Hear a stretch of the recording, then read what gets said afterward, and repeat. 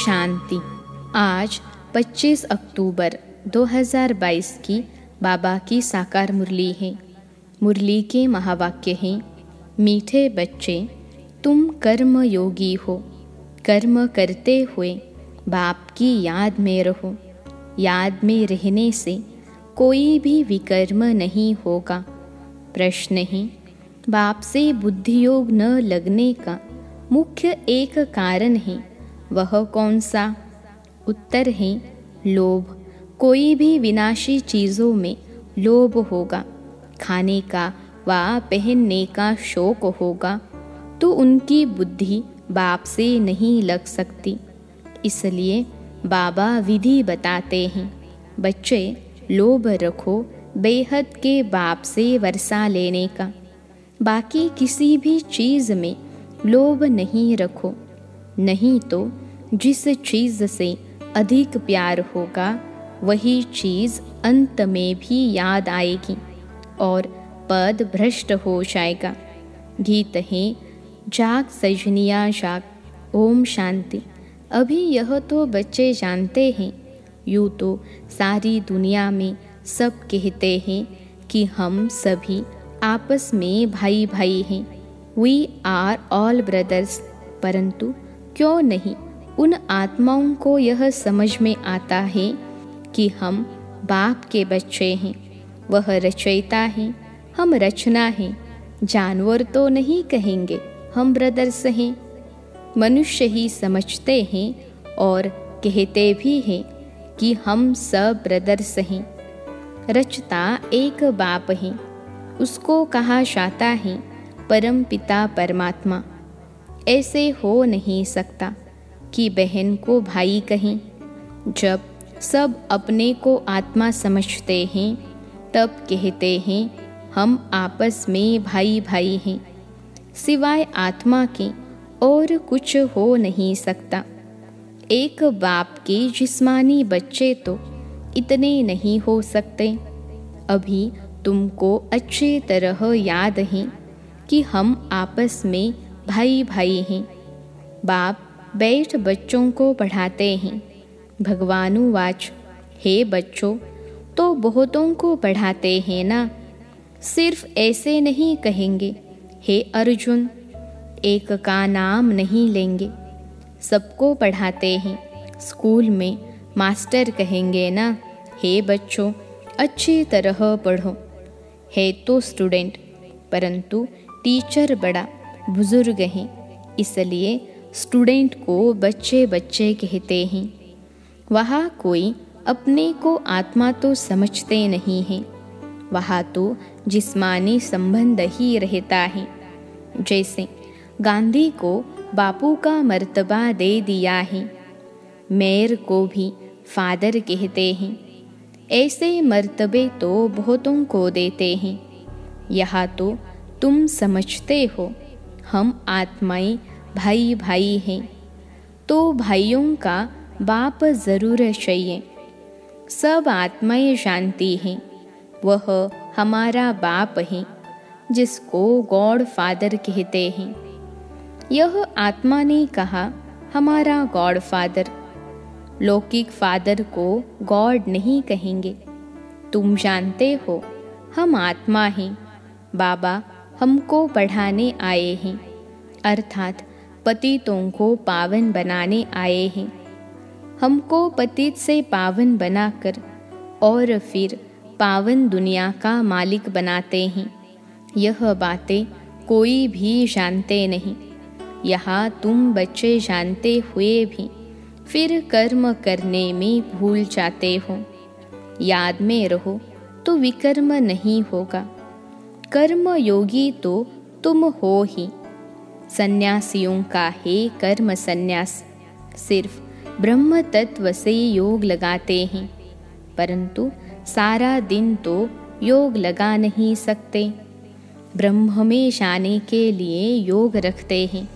समझते हैं ब्रह्म को याद करने से हम ब्रह्म में लीन हो जाएंगे, परंतु सारा दिन तो ब्रह्म को याद कर नहीं सकते और उस याद से विकर्म भी विनाश नहीं होते हैं। गाया हुआ है पतित पावन, वह तो बाप ही है। ऐसे तो नहीं कहते पतित पावन ब्रह्म अथवा पतित पावन तत्व। सब बाप को ही पतित पावन कहते हैं। ब्रह्म को कोई फादर नहीं कहते। न ब्रह्म की कोई तपस्या करते, शिव की तपस्या करते हैं। शिव का मंदिर भी है। तत्व का मंदिर बन सकेगा क्या? ब्रह्म में तो अंडे सदृश आत्माएं रहती हैं, इसलिए शास्त्रों में ब्रह्मांड कहा है। यह नाम कोई है नहीं, वो घर है। जैसे आकाश तत्व में कितने साकारी मनुष्य रहते हैं, वैसे वहाँ फिर आत्माएं रहती हैं। तुम बच्चे जानते हो, बाबा से हम ड्रामा के आदि मध्य अंत की नॉलेज ले, सारे राज को जानकर, सारे झाड़ की नॉलेज समझकर मास्टर बिजरू बन जाते हैं। परम पिता परमात्मा में सारी नॉलेज है। हम उनके बच्चे हैं। वह बैठ समझाते हैं। इस कल्प वृक्ष की उत्पत्ति, पालना और संहार कैसे होता है। उत्पत्ति कहने से जैसे नई दुनिया उत्पन्न करते हैं, स्थापना अक्षर ठीक है। ब्रह्मा द्वारा पतितों को पावन करते हैं। पतित पावन अक्षर जरूर चाहिए। सतयुग में सब सदगति में है, कलयुग में सब दुर्गति में है। क्यों, कैसे दुर्गति हुई, यह कोई को पता नहीं। गाते भी हैं, सर्व का सदगति दाता एक है। आत्मा समझती है, यह एक खेल है। बाप की महिमा गाते हैं, सदा शिव, सुख देने वाला शिव। गाते भी हैं, दुख हरता सुख करता। भारत में लक्ष्मी नारायण का राज्य था, अब तो नहीं है। लक्ष्मी नारायण को भगवती भगवान कहते हैं। उनकी राजधानी किसने स्थापन की? भगवान निराकार हैं, उनसे आत्माएं वर्षा पाती हैं। आत्मा ही 84 जन्म लेते लेते गिरती आती हैं, गिरते गिरते दुर्गति को पाती हैं। यह बात समझानी है। परमात्मा सर्वव्यापी नहीं है, वह बाप सद्गति दाता है। हम सब भाई भाई हैं, न कि बाप। ऐसे ही थोड़े ही कहा जाता है फादर ने ब्रदर्स का रूप धरा है। नहीं, इसलिए पहले यह बताओ कि परमपिता परमात्मा से तुम्हारा क्या संबंध है। लौकिक संबंध तो सब जानते हैं। आत्माओं का है निराकार बाप, उनको हेविनली गॉड फादर कहते हैं। फादर ने जरूर नई रचना का मालिक बनाया होगा। अभी हम मालिक नहीं हैं, हम सुखी थे। दुखी किसने बनाया, यह नहीं जानते। आधा कल्प से रावण का राज्य चला है, तो भारत की यह हालत हुई है। भारत परमपिता परमात्मा की बर्थ प्लेस है। भारत में भगवान आया है, जरूर स्वर्ग स्थापन किया होगा। शिव जयंती भी मनाई जाती है। तुम लिख भी सकते हो, हम फलाना बर्थडे मना रहे हैं, तो मनुष्य वंडर खाएंगे, यह क्या कहते हैं। बधाई भी दो। बताओ, हम पतित पावन सद्गति दाता परमपिता परमात्मा शिव की जयंती मना रहे हैं। उस दिन बहुत शादमाना करना चाहिए। सर्व के सद्गति दाता की जयंती कम बात है क्या। एरोप्लेन द्वारा पर्चे बड़े बड़े शहरों में गिराने चाहिए, तो अखबारों में भी पड़ेगा। बहुत सुंदर सुंदर कार्ड्स बनाने चाहिए। मोस्ट बिलवेड बाप की बहुत महिमा लिखनी चाहिए। भारत को फिर से स्वर्ग बनाने आया है। वही बाप राजयोग सिखला रहे हैं। वर्षा भी देते हैं।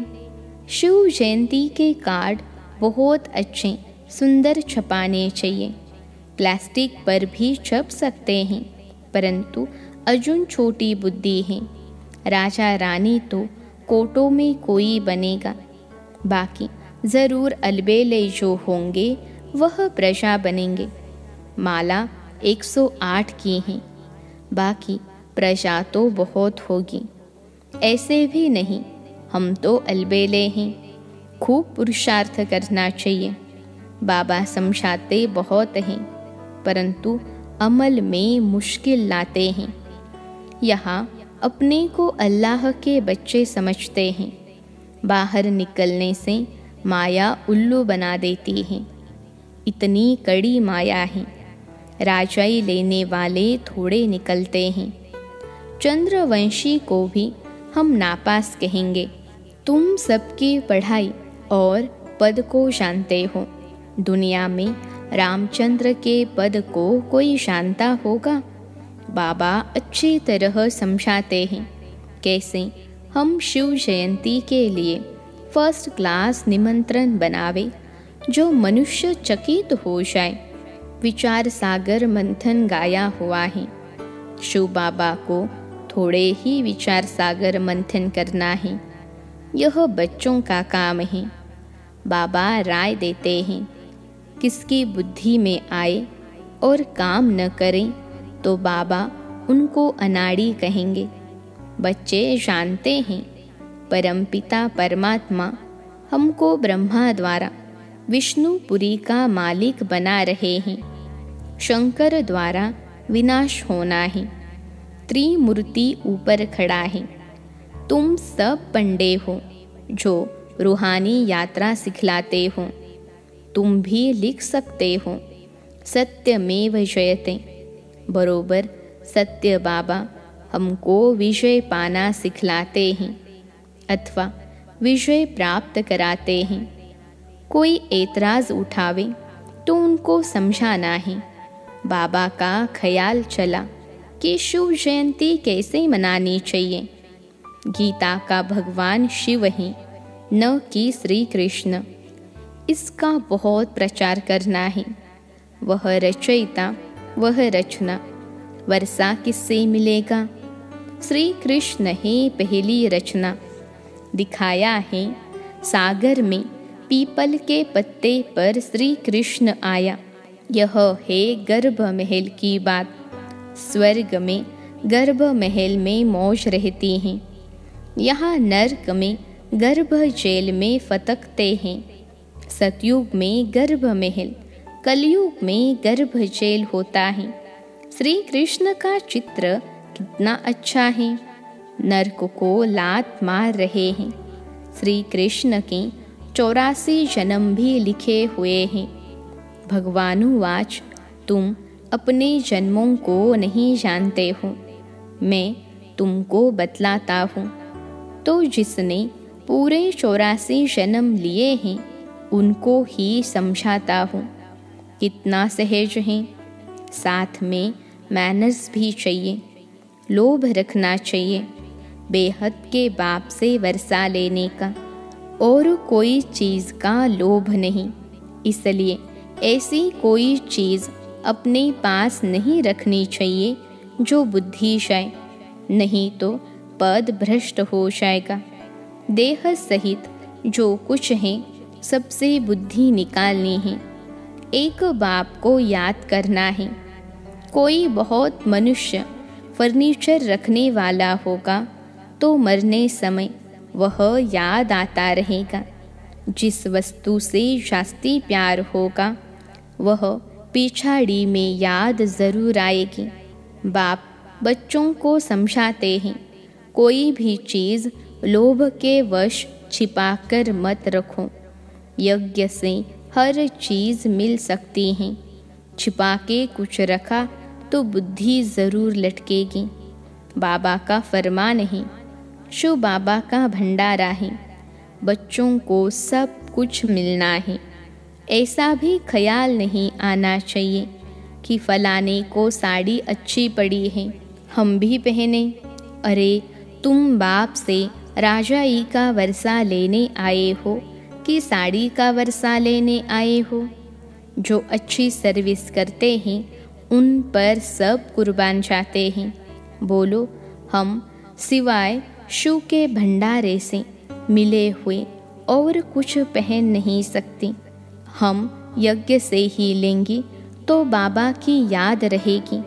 शिव बाबा के भंडारे से यह मिला, नहीं तो चोरी आदि की आदत पड़ जाती है।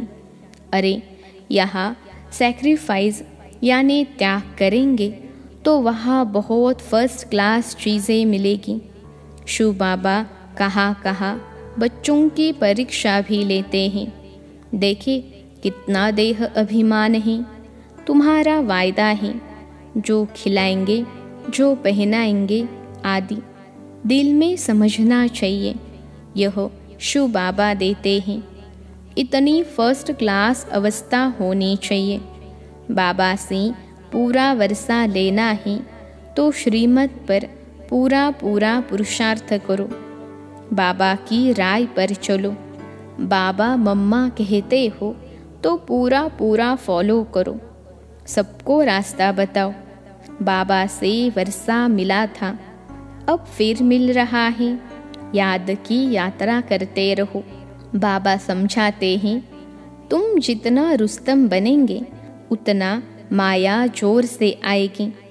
तुम मूंझते क्यों हो? कोई बच्चों को बाबा लिखते हैं, तुम तो बहुत अच्छी सर्विस करने वाले हो। माया के तूफान आएंगे। क्या सारी आयु ब्रह्मचर्य में रहेंगे? बुढ़ापे में भी आकर चक्री लगेगी। शादी करे, यह करे। माया बूढ़े को भी जवान बना देगी, ऐसा फटकाएगी। तुम डरते क्यों हो? भल कितना भी तूफान आए, बाबा को याद करने से बच जाएंगे। अच्छा, मीठे मीठे सिखलते बच्चों प्रति माता पिता बाप दादा का याद प्यार और गुड मॉर्निंग। रूहानी बाप की रूहानी बच्चों को नमस्ते। हम रूहानी बच्चों की सिखलते रूहानी माता पिता बाप दादा को याद प्यार, गुड मॉर्निंग और नमस्ते बाबा नमस्ते। धारणा के लिए मुख्य सार पहली पॉइंट है, लोभ के वश कोई भी चीज़ छिपा कर अपने पास नहीं रखनी है। बाप के फरमान पर चलते रहना है। दूसरी पॉइंट है, बाबा जो खिलाए, जो पहनाए, एक शिव बाबा के भंडारे से ही लेना है। देह अभिमान में नहीं आना है। मम्मा बाबा को पूरा फॉलो करना है। आज का वरदान है, सर्व खजानों को बांटते और बढ़ाते सदा भरपूर रहने वाले बालक सो मालिक भव।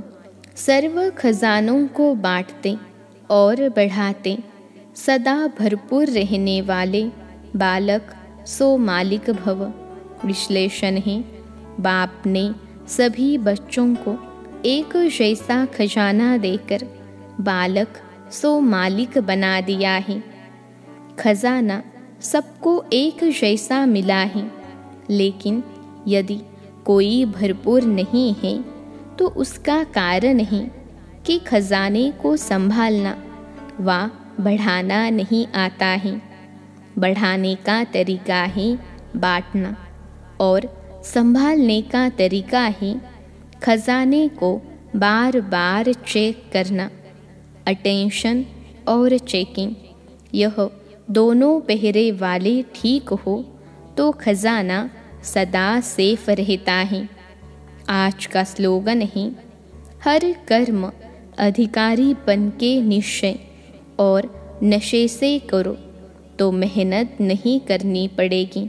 हर कर्म अधिकारीपन के निश्चय और नशे से करो तो मेहनत नहीं करनी पड़ेगी।